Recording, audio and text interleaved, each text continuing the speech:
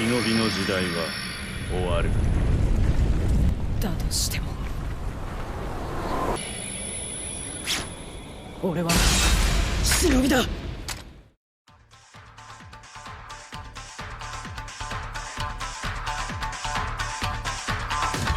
Boruto, Naruto The Next Generations, when narrowed down to a short summary, is about how despite drastically changing times, humanity will persist. New eras might look alien on the surface, but the ones residing in them still live by the same timeless code: to endure the dark, to see the light. A way of shinobi that defines humanity's longevity. Civilizations are not built because the task is easy, but because it's hard. One cannot have anything without struggle. And if they do receive something from nothing, then they haven't grown at all. This is the very challenge Boruto faces at the beginning of this story. He might be caught up with the times, but the modern age has taken hold of his development. Things are simpler now, easier.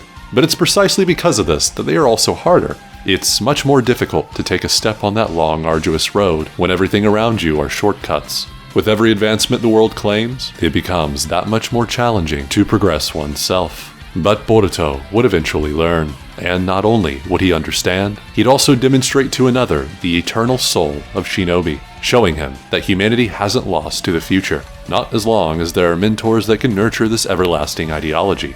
But before Sasuke could teach a new age, there's one more lesson he would have to acquire, one related to his role as a parent. The world has changed, matured, and with it, our main characters have as well. A new generation is born, and with each new era, with each new solution, new problems arise. And the one obsessively moving about to locate the next problem is none other than Uchiha Sasuke. He didn't leave his home behind like he did before, he forged a strong link between him and the leaf, both metaphorically and literally. Uchiha Sarada is that physical link that he and Sakura created. She, an aspiring shinobi in status alone, has nothing to propel her forward on this path. It is the same for the boy who sits next to her, and they would both eventually find their strength through each other's fathers. But for now, even the Uchiha symbol she wears on her back means nothing. She had no one to teach her, after all. But Sasuke did. The clan meant so much to him as a child because of this lesson, and means nothing to Sarada, because the one who could educate her is never there. Almost contradictory when you factor in one of his goals to be the restoration of the Uchiha. Yet it's actually consistent with Sasuke's transition many years ago. Instead of restoring his clan physically, he restores the ideal of his clan that he looked up to and yearned to reach. He embodies the soul of the Uchiha police force by protecting the village from afar. His clan did so from the outskirts, but now he walks outside the domains of civilization on his own volition. Sarada, though, wouldn't know how important this never-ending journey is to the Leaf, and especially how important it is to Sasuke, because he didn't tell his daughter. He never paused his restless hike to fulfill his duty as a father. Sarada is the next generation, the future, the king. She should take priority over all else to preserve the peace he walks to maintain.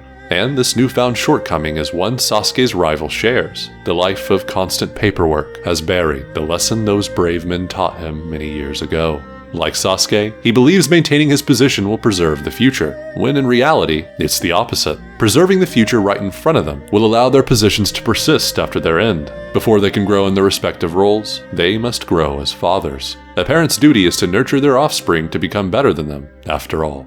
Naruto tells Boruto his duties compel him to be bound to the Hokage's office, yet he personally leaves the village when he hears of a potential threat from afar, summoning a clone to attend the graduation exam proceedings in his stead. Ironic, because the original intentions of the Shadow Clone Jutsu were mostly for gathering intel, yet he prioritizes retrieving the information himself. It would be the reverse if he remembered where the future lies. He should be there at the exam in his totality, keeping his focus on the young faces that will eventually take over his responsibilities. And when two of those blooming buds come to him, Naruto is reminded of what he left behind. But it's still not enough to halt a habit built up for years. He continues forth, and his added company enables him to fulfill his role as the protector of the next generation, taking Sasuke's place as Sarada's guardian and mentor. He defends her, consoles her, and inspires her. Sasuke has been trying to maintain that status from beyond sight, which is why he doesn't recognize what he's protecting despite its familiarity. It's been that long since he turned around to glance at what he's shielding.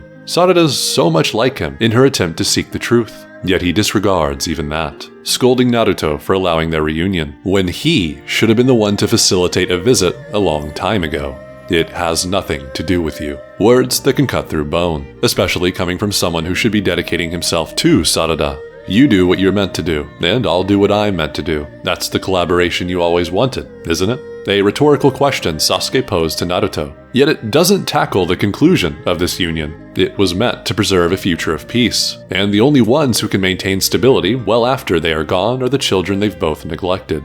Just like in his past, though, Sasuke's heart is still in the right place. When the enemy sacrifices his offspring to avoid damage, Sasuke retaliates by throwing himself in harm's way to protect his daughter. His methods might be skewed in some regard, but he shows what his journey is ultimately for here. While Shin's kin are genetic copies of him that he refuses to give attachment to, Sarada is invigorated to rescue Sakura despite the notion that she's not her real mother. Familial bonds aren't found in blood, but the heart. Sasuke's been far too vacant to show his, but Sarada forces him to reveal it when she displays the strength of a new era.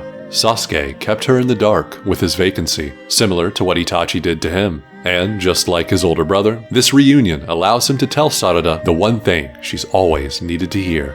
Naruto sees Sasuke fulfill his role as a parent and take his first step in nurturing the next generation. Yet, despite the development occurring right before his eyes, he returns to his workaholic complacency. He's blind to the lesson that was on full display, paralleling the events years back when Sasuke couldn't see the inevitability of his revolution, even after two paths just like it sizzled out before him. Naruto emitted warmth that has been absent from the ones most important to him during that journey. Yet, after his return, he still shows Boruto only disapproval, shaming his son's newfound fascination with scientific ninja tools, when it is that very technological progression that allowed him to receive a new arm. He makes the same mistake he did before, using a clone to attend what should be done in person, which creates unnecessary turmoil within his family. But it is this disturbance that leads Boruto to the perfect fuel for growth. Sasuke pays his rival back for the guidance he gave Sarada, becoming the inspiration for Boruto's progression. And in his conversation with Naruto, he asserts his son is more alike them than not, to which Naruto refuses to believe. He views the world's young faces as fundamentally different from his. Naruto sees the new age through a pessimistic lens because he's judging it based on Boruto. He sees his son as a microcosm of the changing times, just like he once saw Sasuke as a representation of the cursed state of the world. But back then, there were many instances where Naruto couldn't fully grasp his rival, and it's the same now. He doesn't know the full extent of Boruto because he hasn't taken enough time to examine him. His clothes are always brand new, a mere surface-level observation. Naruto isn't bothering to dig further toward the potential his son has inside, something he used to be so good at and do quite often, something he could awaken in his son if he'd only reach out. And a glimmer of this energy is ignited when Sasuke offers up his guidance. It influences Boruto to try more than he ever has before. But when the shortcut of progress effortlessly surpasses what he pulls off through rigorous effort, it's no wonder he chooses the easy path, because he didn't see the hidden growth those grueling days sprouted, a power that offers so much more. And this inability to follow through to the finish line would persist for Boruto in the Chunin exams, submitting to his fate after being duped by the first test, only to be saved by comrades who fight even after the situation screams failure. And in the second exam, he takes the easy route when backed in a corner.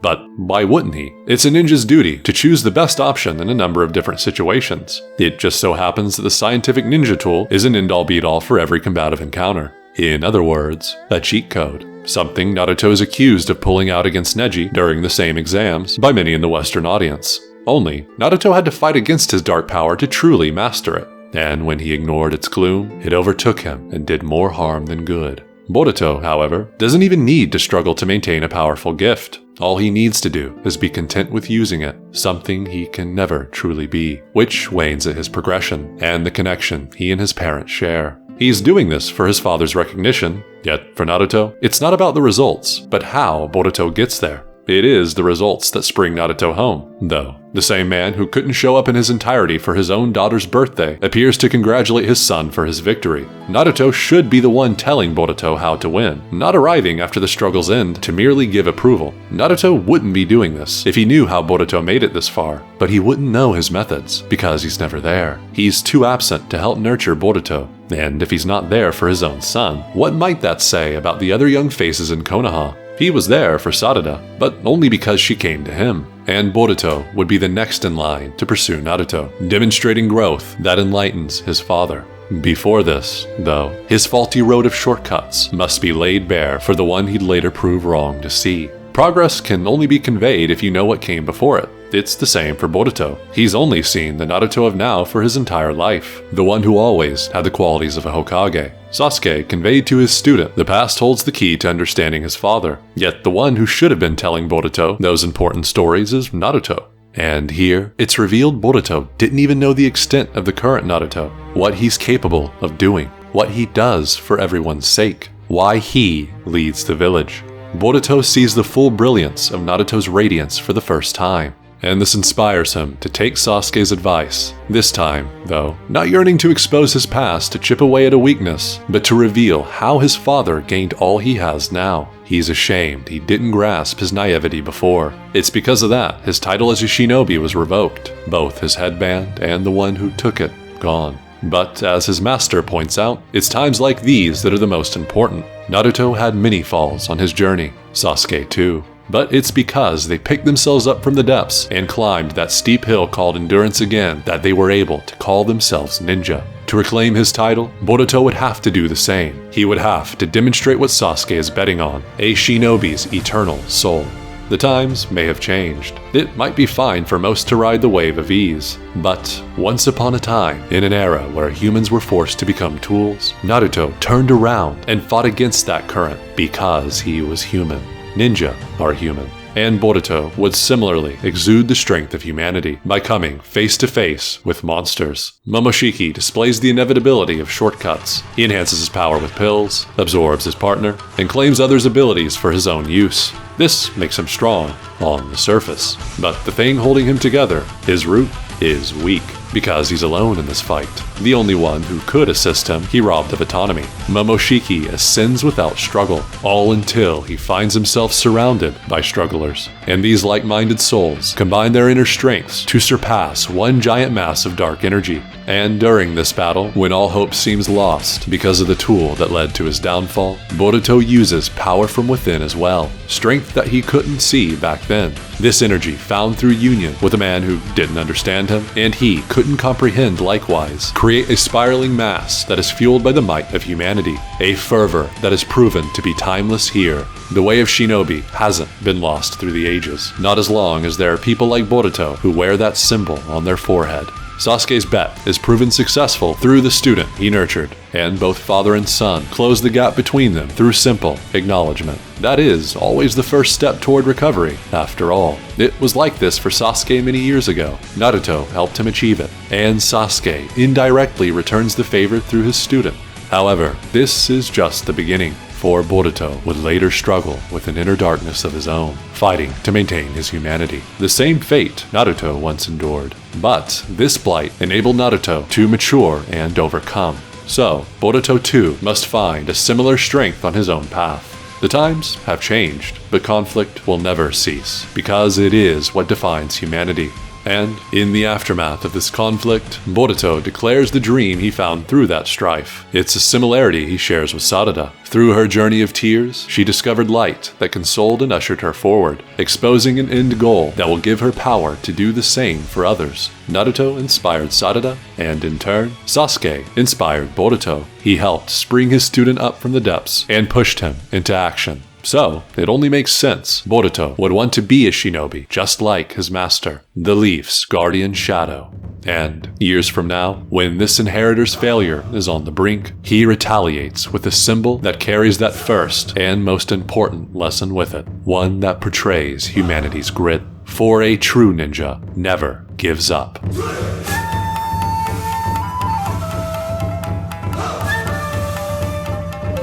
Please like and subscribe if you enjoyed what I had to say. You can click that bell so you don't miss an upload from me too. Support me on Patreon for exclusive benefits, link in the description down below. And for just $3, you can be on screen with these beautiful people here. Big thank you to my top supporters, Sensei Krolon, Dre, Thomas White, and Johnny. You guys help a poor man survive. Shout out once again to Trapham for the thumbnail. Always appreciate the slave labor you put in. If you want to chat with me, join my Discord. Link is in the About Me section of my Patreon page. Well, that's all folks. For now. Spice Boy, out.